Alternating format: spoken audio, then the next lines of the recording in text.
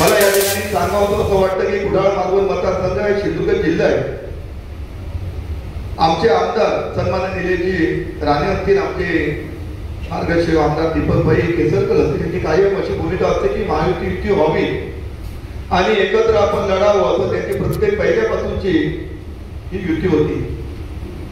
परंतु आमचा मित्र पक्ष जो आहे त्यांना 100% भाजप त्याला स्वतःच्या ताकदीवरती या ठिकाणी इलेक्शन लढवायच्या सातत्याने त्यांच्या सर्वच पदाधिकारी वर्तमानपत्रातून वेगवेगळ्या माध्यमातून आपली भूमिका स्पष्ट करतायत. अध्यापक आम्ही कोणीच अशी भूमिका कधी स्पष्ट केली नाही. सन्माननीय राणे साहेब या मतदारसंघाचे खासदार आहेत आणि राणे साहेब हे आमच्यासाठी वंदनीय नेतृत्व म्हणून आम्ही राणे साहेबांकडे पाहतो. राणे साहेबांच्या आम्ही हाताखाली घडलो.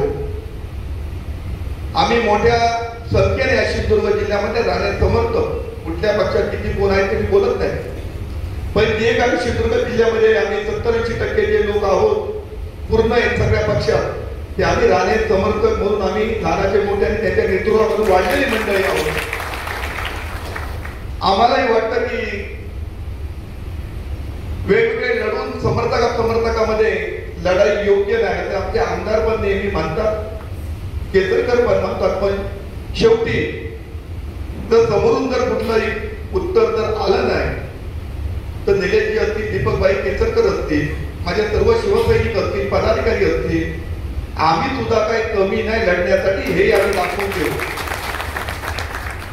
परंतु प्रत्येक वेळा नमती भूमिका आम्ही घेतोय, आजही घेतोय. पण कुडाळ मालवण मध्ये 9 आणि 6 15 हे झेडपी मतदारसंघ आहे. जरी सोबत लढाई झाली तरी 15 वरती सुद्धा भगवा फडकवण्याचे आमचे कार्यकर्ते शिवसैनिक सज्ज आहेत आणि तशा प्रकारचं काम या मतदारसंघामध्ये तिकडे तारापूरला केंद्र करतायत.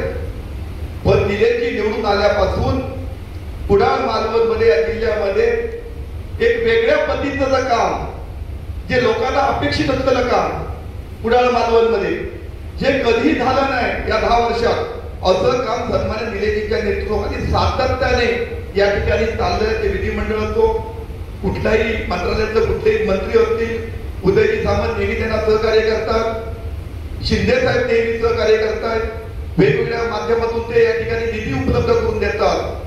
आणि माझा आज मी ठामपणे सांगतो की साहेब या कुडाळ मालवण मध्ये विधानसभेपेक्षा निलेश राणे या ब्रँड वरती किमान 10 ते 15% मतं ही नवीन वाढलेली आहे.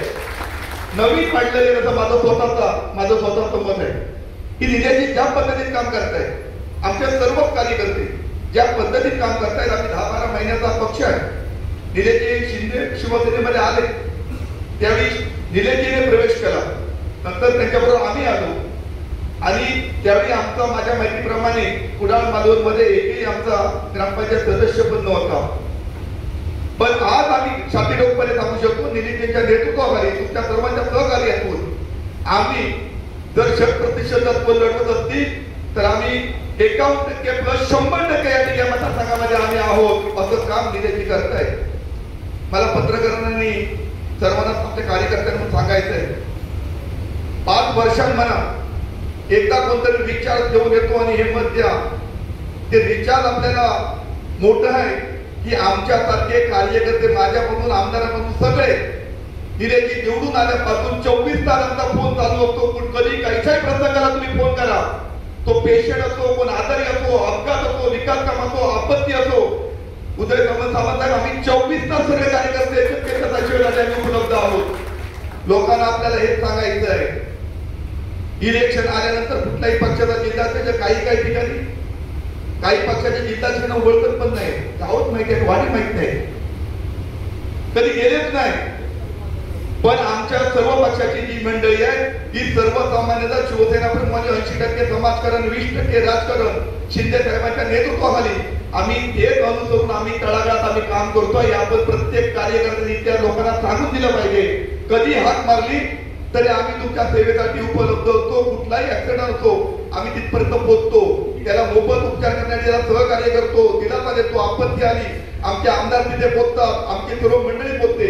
अशा प्रकारचं एक कुटुंब म्हणून निलेश साहेब नेहमी म्हणतात की अपक्ष नाही, शिंदे साहेब नेहमी म्हणतात आपलं परिवार आहे, कुटुंब आहे.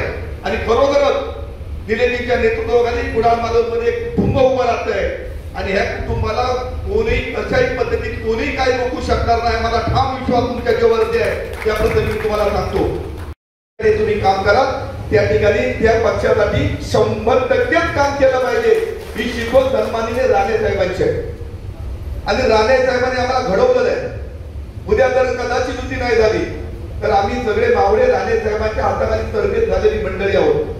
कसं इलेक्शन लढायचं कसं जिंकायचं हा बाळकडू आम्हाला राणे साहेबांनी दिलेला आहे. त्यामुळे राणे साहेब जरी भाजपचे जरी खासदार असले तरी निलेजी हे राणे साहेबांचे चिरंजीव आहे. आणि 2024 मध्ये मित्र पक्षाकडेच आम्ही या ठिकाणी तिकीट मागत होतो की निलेजी त्या ठिकाणी 4 वर्ष तन मन धन अर्पून जे ग्रामपंचायती या ठिकाणी आले कुडाळ मालवण मध्ये वेगवेगळे सरपंच निवडून आले त्यांना सर्वोपरी निलेजीने आपल्या खिशातून केलेली आहे. खरेदी विक्री संघ आले निलेजीने मदत केलेली आहे. 4 वर्षात आपत्ती आले निलेजीने मदत केलेली आहे. कारण निलेजी हे 4 वर्ष पक्षाच्या वरिष्ठ पदाधिकाऱ्यांनी निलेश तू कामाला लाग कुडाळ मालवण मधून जे असेल ते तू बघ. त्यामुळे निलेजीने तन मन धन अर्पून या कुडाळमध्ये जे जे इलेक्शन झाले मित्र पक्षामध्ये तिथे जरी असले तरी सगळ्यांना मदत ही निलेजीने केलेली आहे. निलेजीने स्वतःच्या खिशातून केलेली आहे. कार्यकर्त्याला प्रत्येक ठिकाणी निवडून येण्यासाठी योगदान दिलेलं आहे. आज निलेजींचे हात भक्कम करण्यासाठी निलेजीचं कुडाळ मालवण मतदारसंघ गड सक्षम राखण्यासाठी आजपासून तुम्ही आणि आम्ही सर्वांनी इथे शपथ घेतली पाहिजे. मला या ठिकाणी शेवटचं मी सांगतोय की उद्या नगरपालिका आहे नगरपंचायत जिल्हा परिषद आहे कोण कुठे कमी नाही. आपण म्हणतो फक्त सोयीस्कर एक वाक्य आहे मी निष्ठावान आहे माझं आमदारांवरती प्रेम आहे. मग आमदारांचं नाव कुठेही कमी होता कामा नये. कदाचित मी 90% आहे पण 100 व्हायला 10 मताची कदाचित आम्हाला राज्यात दिल्याची गरज असेल तर ते 100 करण्यासाठी आपण एकत्र आलं पाहिजे तरच आपण ते उद्दिष्टापर्यंत आपण पोहोचू शकू आणि निलेश राणे साहेबांची निष्ठा आपण सिद्ध करू शकतो. आपल्याला 2 टाइम जेवण मिळत आहे सगळी पदं मिळत आहे हवं ती कामं चांगलेली मंजूर करून मिळत आहे. तोपर्यंत माझे आमदार निष्ठावून आम्ही त्याचे पाहिजे आहोत. निलेजींना आम्ही जीव देऊ शकतो. या इलेक्शनात खऱ्या अर्थाने निलेजींना आणि कळेल की माझे कार्यकर्ते कोण आहेत माझ्यासाठी कोण आहेत.